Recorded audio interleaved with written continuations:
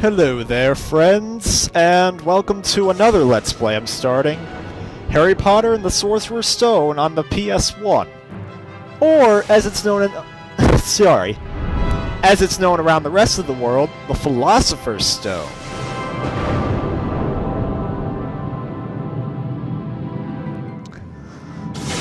So this is my first PS1 video with the Elgato game capture, and I noticed that the...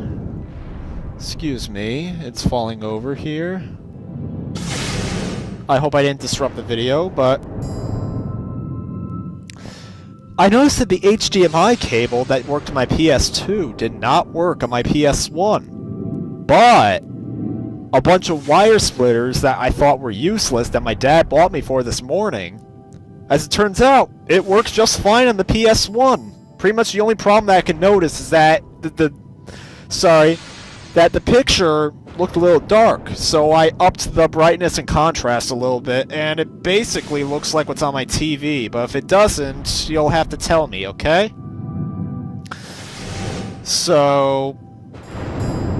here we are, my first PS1 game using this glorious machine.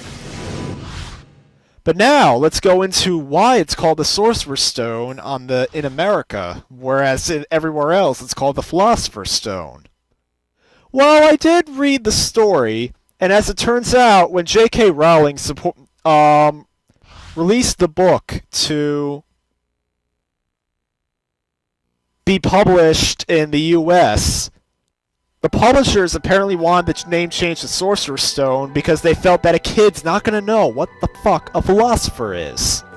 There was nothing about the starry skies to suggest that strange... She gave in, let them change it, and believe it or not, she actually did a reversal and admitted that had she had more power, she would have kept the title at its original name, so... The giant, named Hagrid, left a blanket-wrapped bundle on the doorstep of number 4, Privet Drive. The picture looks pretty good compared to my TV and the capturing device, so... Potter, the boy who lived. For the next 11 years, Harry lived with his... If it doesn't look accurate, tell me, okay? Because this is a experiment I'm doing with PS1 games. When he received the letter inviting him to attend Hogwarts School of Witchcraft and Wizardry. Hagrid took Harry to Diagon Alley to purchase a most unusual list of school supplies. By the way, it's my birthday right now at the time of this recording, so wish me a happy birthday. But then again, there's a Half-Life video I'm uploading that will make mention of that. Far behind. Harry sat beneath a sorting hat, hoping that he would not be chosen for Slytherin House over Gryffindor. Not Slytherin, eh? Said the hat in his ear. Yes, not Slytherin. I hate Slytherin. Believe it or not, when I was a kid, I actually kind of supported Slytherin because you know why? Well, if you're sure. I don't know why, but I was always against the unspoken rule that the good guys always win. And for some reason, I always wanted to see a story where the bad guy actually won. In the end. And I think it wasn't until like Final Fantasy VI or so where I finally saw that, because I mean, yeah, they kill Kefka at the end, but he still destroyed the world, so...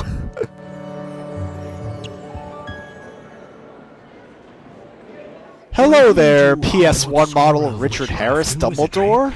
I am Albus Dumbledore, your head. And you sound nothing like Dumbledore. Hogwarts is full of secrets, Harry, so sure it would be. Behind every door. But keep in mind, not all secrets are rewarding. I'm sure they wouldn't be. Which reminds me, I remember my dad had a secret, a surprise for me when I was playing on PS2 in upstate New York. I finished reading a book that he kept demanding me to read. And when I finally read it, when he was coming upstate, because, you know, he came on weekends because he had to work, but when he was coming upstate, he called me, Nick, I have a surprise for you. Yeah, my real name is Nick. You couldn't... Blubber, ointment, tweak, 4 wonderful words, don't you think? Thank you for stopping me to tell me that. Let's walk away so he doesn't talk to us again. But... so, he called me, Nick, I have a surprise for you. And I was overjoyed by what the surprise could be. It could be another game from my PS2 because I had just finished Ultimate Spider-Man, so I had nothing else to play. And what does he come with? Another book. If you're wondering, the book is Narnia. There was the Narnia book. The one I had finished was Lion Witch in the Wardrobe, and the one that he came up with was the third one, The Horse and His Boy. And to be honest, I was so bored while reading the book that I had pretty much given up on the Narnia books after that. I mean, they did buy me Prince Caspian because the movie was coming out at the time, but after that, I think I was pretty much done. But anyway, let's continue with Harry's little adventure. And now I can see... Actually, it looks pretty good, never mind.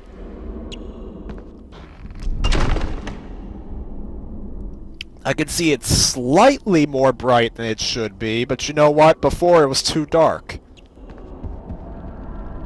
So, I don't care. By the look of that Hi, Fred star, and George. You must be Harry Potter. I can't look at you the same way again, knowing that Fred is going to die in the 8th movie. Spoilers. There are special portraits, and behind these special portraits are prizes. But of course, not just anyone can open up the portraits. You need to know the password. Sure I If you do. bring us earwax every flavour beans, we'll tell you the password. We'll be in the Gryffindor How common room, about which I is go through the get portrait of wizard the money lady. and you go tell me right now? Because you after around, all, I got a Harry. shit ton of money in my vault in Gringotts Wizard Bank. Let's go talk to the fat lady. Password? Caput Draconis. Did they ever say the passwords in the movies? I know they say in, like, the books, because I did read through all the books.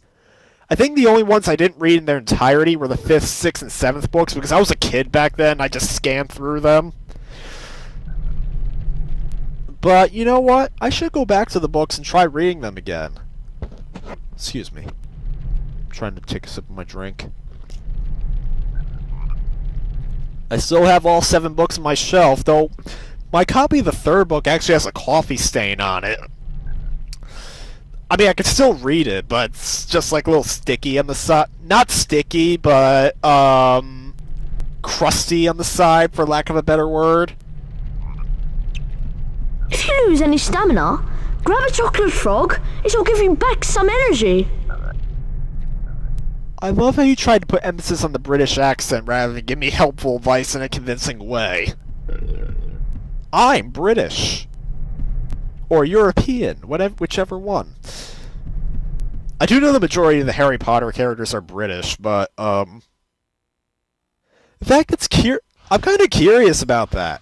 Why wasn't there ever a character in a Harry Potter book that was American? Surely there's gotta be some Americans that are wizards in the Harry Potter universe. In fact, in Harry Potter Quidditch World Cup, there actually is a team representing the U.S. And if I remember correctly, the captain of the U.S. team also had a British accent for some reason.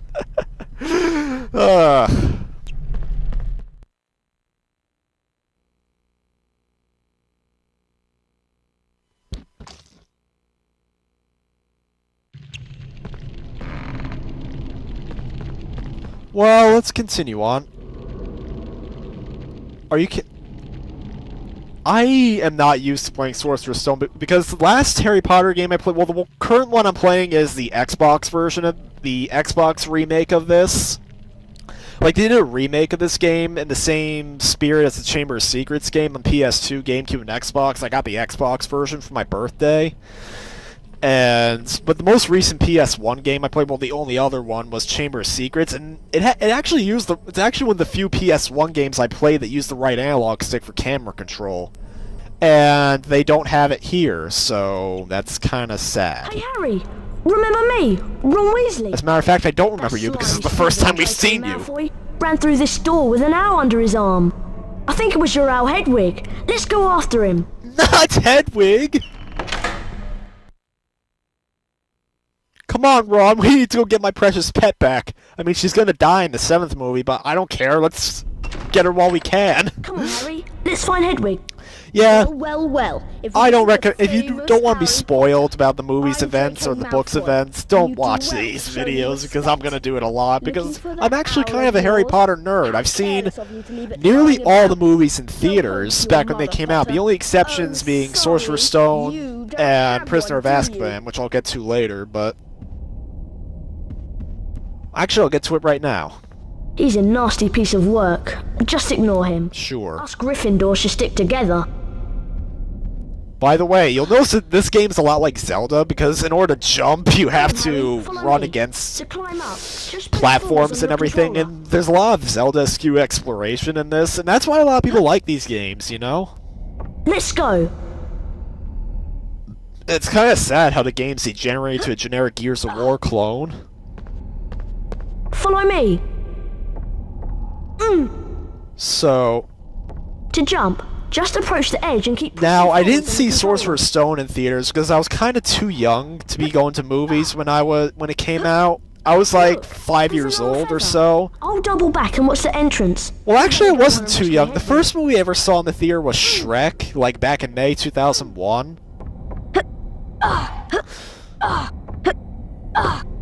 And I guess I just didn't go see it because I guess they thought I'd be too scared of it or something. But Mom and Dad did actually buy it for me on VHS as soon as it came out. And then Chamber of Secrets I did see in theaters. In fact, I remember losing my first tooth shortly after when I had dinner after seeing it. Then the third movie Prisoner of Azkaban, I was going to see in theaters, but then my cousin, who was starting to become a real negative Nancy back then, like always depressed, always saying negative things about everyone, and even today she's still kind of like that. And I don't understand why, because when she was a lot younger, she was a lot of fun. But she told my dad that she hated the movie a lot and she didn't want us to see it. She told us not to go see it. And my dad, being a jerk and listening to her, didn't take us to see it as a result. And it was over a year before I saw the third movie. In fact, I had already seen Goblet of Fire twice, in fact. Once with my aunt, once with my dad, before I saw Prisoner of Azkaban. All because of my cousin and her words.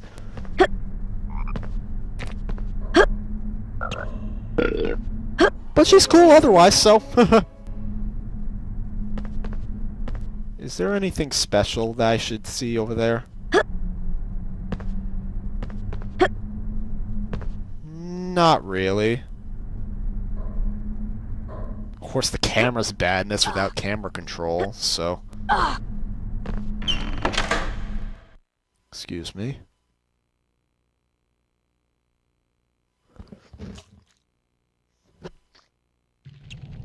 Some snails have escaped. Hello, nearly headless Nick. Creatures class. Careful, they're dreadfully... A guy, the ghost that mysteriously vanished after the second movie, if I remember correctly. From your wand. That should stop the wretched things. And watch out for those poisonous snail trails. Sure, I will. I don't think he wore that, like, what is that, like a cowboy hat or feathered hat? He never wore those in the movie. But then again, the games are, or at least the early ones, are pretty well known for taking elements from both the books and the movies and their own original ideas.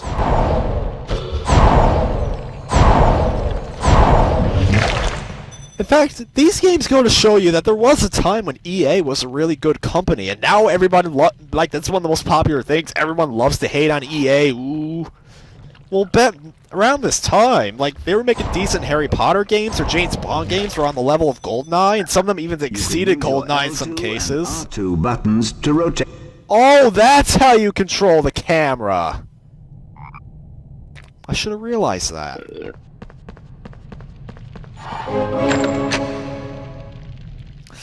So...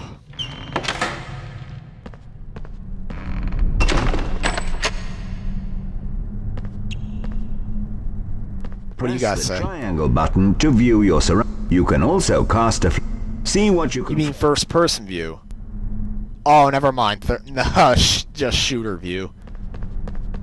Hi, nearly headless Nick. Hello again. Did you notice that those poisonous snails twinkled? Yes, I did. Things that twinkle can be affected by a flipendo knockback jinx. This is a Jinx block. Your Flippendo knockback Jinx will move it aside. Will it move it aside? The Jinx block cast Flippendo. I don't know. Will it move when I cast a Flippendo Jinx? Please kneel your head this, Nick. Don't talk in a way that reminds me of Arthur Ready to Race, please. Why is that the only review I've ever mentioned in these Let's Plays? Speaking of which, my next review is on the Charlie and the Chocolate Factory PS2 game. But unfortunately, school has been preventing me from making proper work on it, and that's why I'm doing Let's Play videos, so that way I can keep myself active until school will finally shut the hell up and let me work on the goddamn review.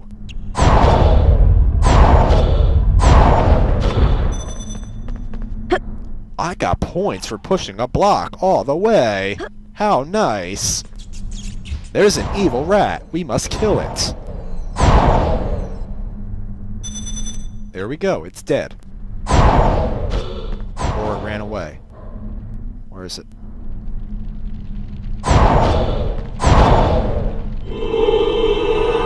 Flippendo! Yay. Let's jump. There we go. We get points for destroying a web. Anybody could do that, and all we got was a chocolate frog. Which reminds me of another story of mine. I actually did go to the Wizarding World of Harry Potter and Universal, and my sister paid like $20 or so. I forget how much it was for a chocolate frog. At least it lasted her a few days, and she got a collectible card from it, which I think is still in my kitchen right now, if I remember correctly. Oh, that's a spooky man. Hey Nick, did you see that spooky man? Now take a look at this. A tall Jinx block like this one needs a charged Flippendo knockback Jinx to move it. To cast a charged knockback... I get it. A charged knockback Jinx. Flippendo! I love how it's called a knockback Jinx when in reality it kills some things. Only like for humans is it knockback. Oh, there we go. So, you might want to know the story of how I got this game. I got it as Christmas... I did not buy it used off Amazon or eBay or something like that, because don't forget, there was a time when I only had a PS1. The PS2 was not my first system. In fact, it was the PS1. And I got this game brand new in Christmas 2001 alongside Tarzan, Bob the Builder, and Harry... and no. And... I'm Never Longbottom. Malfoy led me down Monsters, here Inc. a secret passage with an owl. Now I'm trapped by these enchanted Hi, bolts. Neville. I've lost my wand. And I did get them all, so I got them all brand new, and though my Harry Potter case is cracked a little bit, but button to cast. only on the front. It's not major. I still have the manual and everything, so...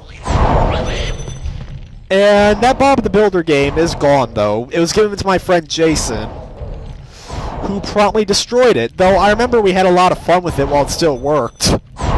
Where we would do like this cake mini game, and once he finished it and clicked the finish button, he would turn up the TV on the volume on his TV all the way, and then he would click the finish button, and I found it. Bob the Builder would say, "Finish!" like in this really loud voice, and then we would we'd have a contest to see who would run out of the room in fear the fastest. I wonder if Jason still remembers that, because he's one of my subscribers, and I hope he's watching this. Oi. So let's go save our beloved Hedwig, and then we'll call it for a video, and then we'll do one more. Hedwig, there you are! In your blockiness fashion.